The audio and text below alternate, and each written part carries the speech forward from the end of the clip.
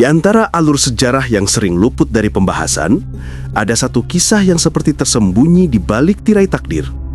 Kisah tentang seorang pemuda asing dari negeri hitam di seberang Laut Merah, seorang pemuda yang bahkan tidak mengenal Nabi Muhammad SAW secara langsung, namun namanya disebut dengan penuh hormat oleh Rasulullah di hadapan para sahabat. Pemuda itu bukan sahabat dalam arti fisik, bukan pula kerabat Arab, tetapi ketika ia wafat, Rasulullah memerintahkan para sahabat untuk berkumpul dan melakukan sholat ghaib, sebuah sholat yang belum pernah dilakukan kepada siapapun sebelumnya. Nama pemuda itu adalah Asyamah bin Abjar, Raja Habasyah, yang kelak dikenang sebagai An-Najasyi, pemimpin yang Allah pilih bukan karena pedang, bukan karena keturunan, tapi karena kejernihan hati dan keberaniannya menegakkan keadilan di saat kebenaran harus diperjuangkan sendirian. Namun sebelum ia menjadi raja adil yang mengubah nasib ratusan muslim yang tertindas, takdir membawanya menelusuri jalan yang seolah gelap, penuh pengkhianatan dan hampir merenggut nyawanya. Dan perjalanan itu dimulai dari satu titik, ketidakpercayaan para pembesar negeri terhadap seorang anak tunggal raja. Asyamah lahir sebagai satu-satunya putra Raja Habasyah. Namun di mata para pembesar Habasyah, seorang raja yang hanya memiliki seorang pewaris adalah kelemahan besar. Di dunia politik, seorang pemimpin tunggal tanpa banyak kerabat dianggap rawan digulingkan, rawan memberikan tahta kepada pihak yang tidak mereka sukai, dan rawan membawa negara pada ketidakstabilan. Setan mulai membisik pelan ke dalam hati mereka bahwa raja mereka lemah dan bahwa satu-satunya cara menyelamatkan negara adalah dengan menyingkirkan pemimpin itu. Jika ia wafat dan hanya meninggalkan seorang anak, anak itu akan memimpin kita menuju kehancuran. Desas-desus itu bergaung, dan bisikan itu berubah menjadi rencana pembunuhan. Diam-diam, para pembesar Habasyah bersekongkol untuk menggulingkan sang raja. Mereka membunuh ayah Asyamah secara keji, lalu mengangkat saudara raja, paman Asyamah, menjadi penguasa yang baru. Asyamah kecil tidak diapa-apakan. Mereka berpikir ia tidak berbahaya, hanya anak yatim yang belum bisa menyusun kekuatan. Paman Asyamah meski naik tahta melalui permainan politik, tetap menyayangi keponakannya. Ia mengasuh Asyamah seperti anaknya sendiri. Asyamah tumbuh menjadi pemuda cerdas, tajam berargumen, santun dalam perangai, dan berkarisma. Setiap orang yang melihatnya tahu bahwa ia diberi bakat kepemimpinan sejak lahir. Paman Asyamah pun mulai lebih menyayanginya, bahkan melebihi anak-anaknya sendiri. Dan disinilah masalah dimulai kembali. Kecemburuan bukan hanya sifat manusia biasa. Para pejabat tinggi kerajaan juga dikuasai rasa itu. Mereka ketakutan bahwa kelak Asyamah akan mengetahui bahwa merekalah yang membunuh ayahnya. Mereka khawatir jika dia naik tahta suatu hari nanti, ia akan membalas dendam dan membongkar semua makar yang dilakukan. Maka, dimulailah babak kedua kezoliman. Mereka mendatangi raja baru, paman Asyamah, dan berkata, "Wahai tuanku, kami tidak akan pernah merasa aman selama Asyamah masih hidup. Ia telah dewasa, ia cerdas, dan ia akan mengetahui bahwa kami membunuh ayahnya. Jika itu terjadi, ia akan membalas dendam. Karenanya, bunuhlah dia." Mendengar permintaan itu, raja sangat murka. Ia berkata dengan tegas, "Celakalah kalian. Dahulu kalian membunuh ayahnya, dan kini kalian meminta aku membunuhnya juga? Demi Allah, aku tidak akan melakukannya." Namun para pejabat korup itu licik. Mereka mengganti strategi. "Kalau begitu, asingkanlah dia. Keluarkan dia dari negeri ini. Jika tidak, negeri ini tidak akan pernah damai." Raja berada dalam situasi sulit. Ia ingin melindungi keponakannya, tetapi kekuatan penuh berada di tangan para pembesar yang mengatur tentara dan pemerintahan. Berat hati ia mengizinkan para pejabat itu mengusir Asyamah dari negeri Habasyah.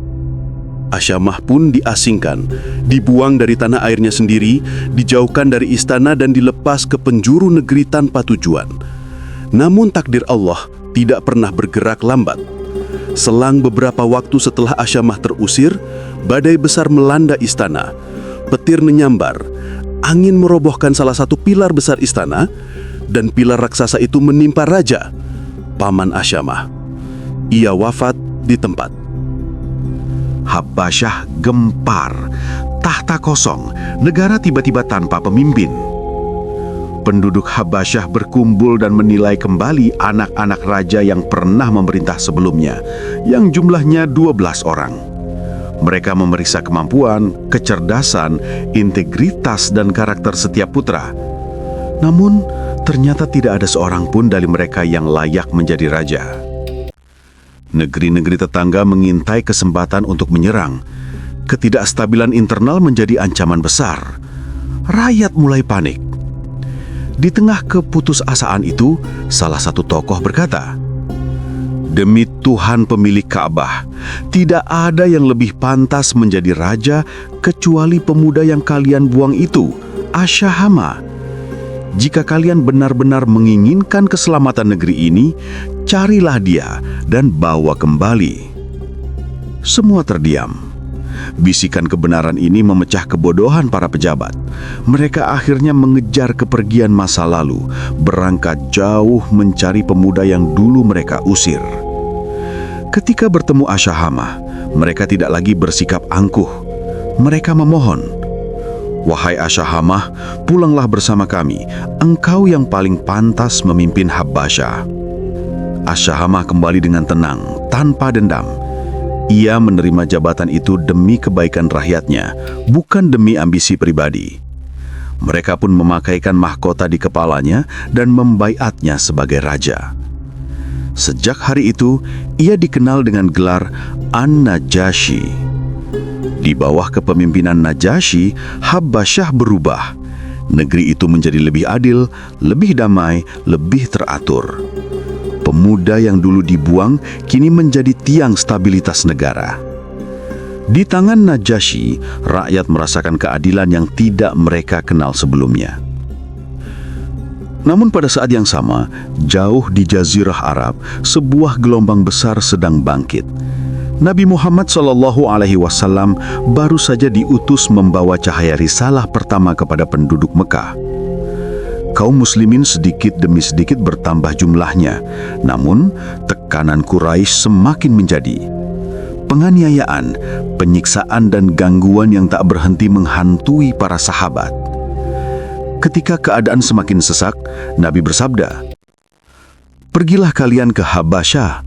Di sana ada seorang raja yang tidak menzalimi siapapun. Tinggallah di bawah perlindungannya sampai Allah memberi jalan keluar." Maka pada gelombang pertama, sebanyak 20 orang muslim berangkat ke Habasyah. Mereka menyeberangi laut, menyelamatkan iman mereka, dan untuk pertama kalinya menemukan negeri yang aman dari kezaliman, negeri yang dipimpin Najasyi. Namun kenyamanan kaum muslimin tidak bertahan lama tanpa gangguan dari Quraisy. Begitu mengetahui bahwa kaum muslimin menemukan tempat aman, para pembesar Quraisy menjadi marah.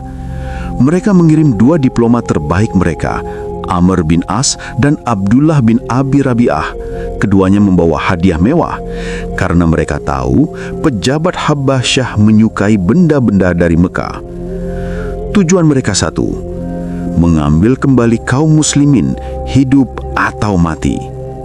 Mereka mendatangi para pejabat Habasyah lebih dulu, menebar hadiah, menebar fitnah, dan memohon dukungan untuk mendesak Najasyi agar menyerahkan kaum muslimin. Para pejabat menerima hadiah dan sepakat membantu. Ketika Amr bin As menghadap Najasyi, ia memulai percakapan dengan halus, lalu tiba-tiba melemparkan tuduhan keras. "Wahai Raja, di negeri Anda tinggal sekelompok pengacau. Mereka meninggalkan agama kami dan tidak pula mengikuti agama Anda. Mereka membawa agama baru yang kami dan Anda tidak mengenalnya. Kami datang untuk meminta agar Anda menyerahkan mereka kepada kami." Para penasihat istana mendukung.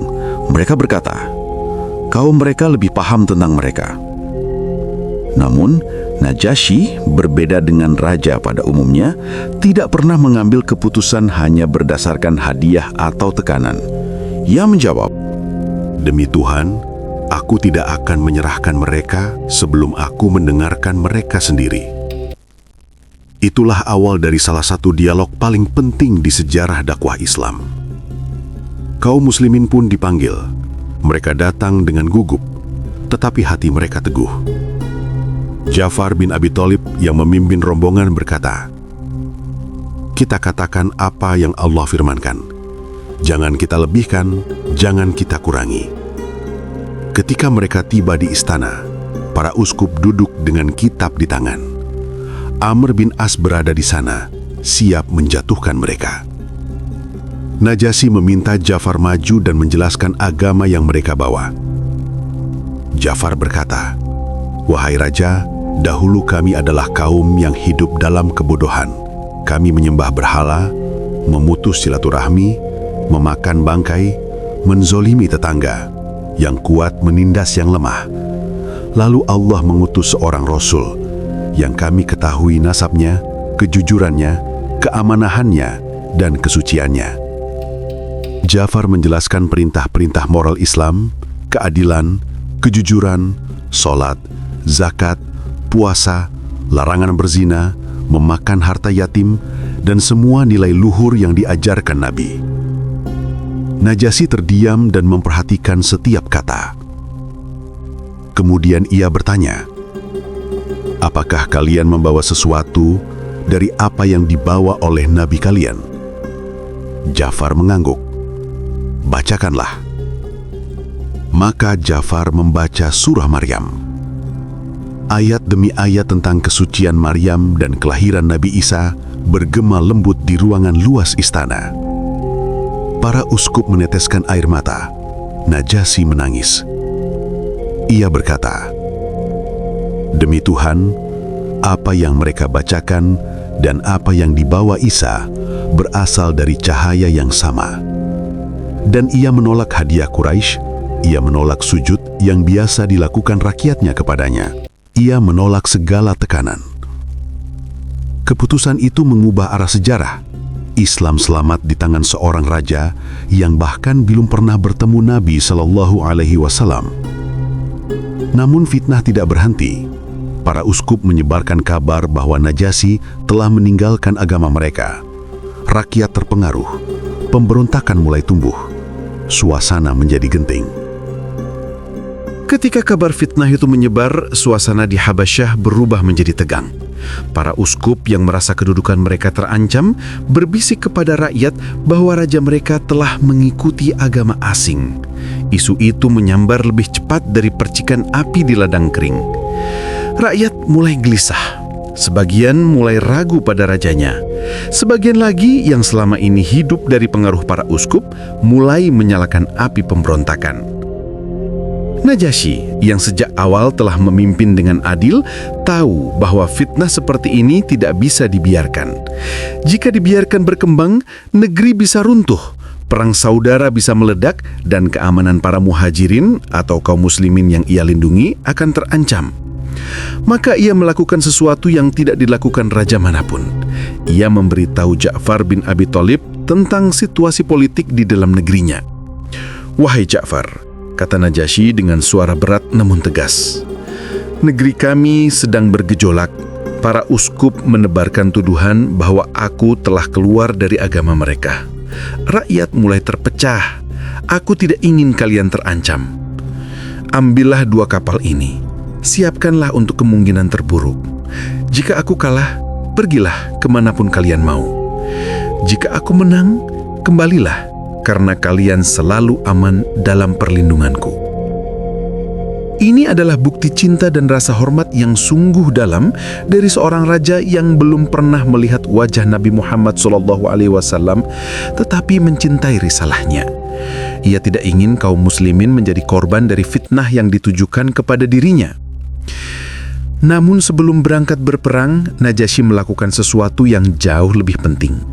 Ia mengambil selembar kulit kijang yang halus, duduk sendirian di kamarnya, lalu menulis, "Aku bersaksi bahwa tidak ada ilah selain Allah dan bahwa Muhammad adalah hamba dan utusannya.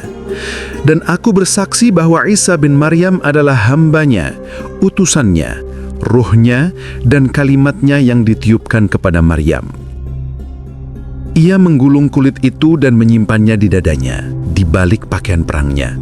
Ia ingin jika ia mati dalam pertempuran, orang-orang tahu apa yang ia imani. Ia kemudian mengenakan baju zirah, memegang pedang, dan pergi ke medan pertempuran. Di sisi lain, para pemberontak telah mengumpulkan massa. Ketika Najasyi sampai di garis pertempuran, suara-suara bergema mengingkarinya. Mereka menuduhnya telah terjerumus ke dalam agama asing. Najasyi maju ke depan, melepaskan kurit bertuliskan syahadat itu, meletakkannya di atas meja kayu di hadapan para pemuka rakyat, lalu berkata, "Beginilah keyakinanku atas Isa bin Maryam, tidak lebih dari apa yang tertulis di sini." Semua terdiam. Tidak ada yang bisa menjawab karena kata-katanya jelas, lugas, dan tidak bisa dibantah. Rakyat yang tadinya marah mendadak luluh. Mereka tidak melihat seorang raja yang mengkhianati agama, tetapi seorang raja yang jujur dan tidak takut mengutarakan keyakinan yang sebenarnya. Rakyat pun membubarkan diri. Gelombang pemberontakan mereda, dan Najasyi keluar sebagai pemenang tanpa harus menumpahkan darah rakyatnya. Kemenangan itu bukan hanya kemenangan seorang raja terhadap makar para pejabat agama, tetapi juga kemenangan iman terhadap fitnah. Ketika kabar itu sampai ke Madinah, Rasulullah SAW rasa sangat bahagia. Seseorang yang begitu jauh dari Jazirah Arab, seseorang yang tidak pernah bertemu beliau, telah menjadi pembela Islam dengan penuh keberanian. Hubungan antara Nabi SAW dengan Najasyi pun semakin kuat. Kedua tokoh ini, meskipun tidak pernah bertemu, terhubung oleh iman yang sama. Waktu berlalu. Pada tahun-tahun berikutnya, Rasulullah SAW mengirim surat kepada para raja di berbagai negeri, Persia, Romawi, Mesir, dan Habasyah. Amru bin Umayyah ad-Dimri membawa surat tersebut menuju istana Najasyi. Amru tiba di istana. Najasyi bangkit dari singgasananya, menempelkan surat Rasulullah ke kening dan matanya, lalu membacanya dengan penuh khidmat. Ketika ia selesai membaca surat dakwah itu, ia langsung menyatakan keislamannya di hadapan rombongan istana. "Seandainya aku mampu, aku akan mendatangi Muhammad dan mencuci kedua kakinya," katanya. Kata-kata itu menggema sebagai salah satu kalimat paling merendah dan paling mulia dalam sejarah para raja.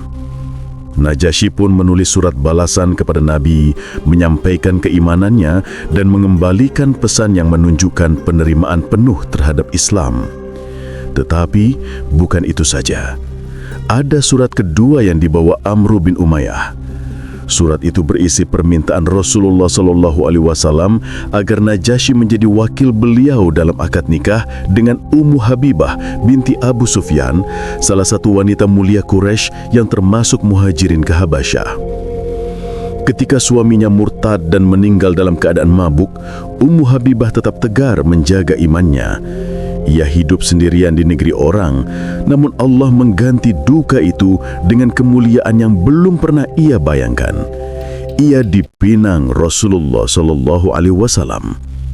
Dan Najasyilah yang menjadi wakil Rasulullah dalam akad nikah itu. Istana Habasyah hari itu berubah menjadi tempat yang penuh cahaya. Para sahabat yang tinggal di Habasyah hadir menyaksikan pernikahan suci antara Ummu Habibah dengan Rasulullah SAW. Najasyi memberikan mahar 400 dinar emas atas nama Rasulullah, jumlah mahar yang besar dan sangat mulia. Tidak berhenti di situ. Najasyi juga menyediakan 2 kapal besar untuk memulangkan Ummu Habibah dan sisa kaum muslimin yang masih tinggal di Habasyah. Ia berkata, "Sampaikanlah salamku kepada Rasulullah dan katakan bahwa aku telah beriman kepadanya." Kaum muslimin menangis haru ketika kapal itu berangkat. Mereka meninggalkan negeri yang selama bertahun-tahun melindungi mereka. Negeri yang memberi mereka ruang bernafas ketika Mekah menolak keberadaan mereka. Negeri yang dipimpin oleh seorang raja yang mulia, yang tak pernah melihat Nabi, tetapi mencintainya dengan tulus. Waktu terus berjalan. Di Madinah, Rasulullah memerintah dengan cahaya. Di Habasyah, Najasyi memimpin dengan keadilan. Meskipun dipisahkan oleh lautan, mereka bersatu dalam iman. Sampai pada suatu hari, Rasulullah SAW keluar kepada para sahabat dan berkata, "Saudara kalian telah wafat, mari kita solatkan." Para sahabat bingung karena tidak ada kabar kematian siapapun di Madinah. Rasulullah lalu mengumumkan, Najasyi telah wafat. Para sahabat terkejut. Mereka tidak pernah bertemu Najasyi. Namun nama itu dikenal sebagai raja yang melindungi mereka ketika mereka tak punya tempat untuk pergi. Rasulullah SAW mengajak seluruh sahabat untuk melakukan sholat gaib. Di padang terbuka, mereka berdiri rapat. Nabi memimpin sholat itu dengan penuh kehusyukan. Air mata banyak sahabat menetes, meski mereka tidak pernah melihat wajah Najasyi sekalipun. Hari itu, langit Madinah menjadi saksi. Seorang raja yang jauh, seorang raja yang tidak pernah melihat Nabi, dimuliakan seperti sahabat terdekat. Dan sejak hari itu, tidak pernah lagi Rasulullah melakukan sholat gaib untuk siapapun. Karena hanya satu manusia yang mendapatkannya, Najasyi.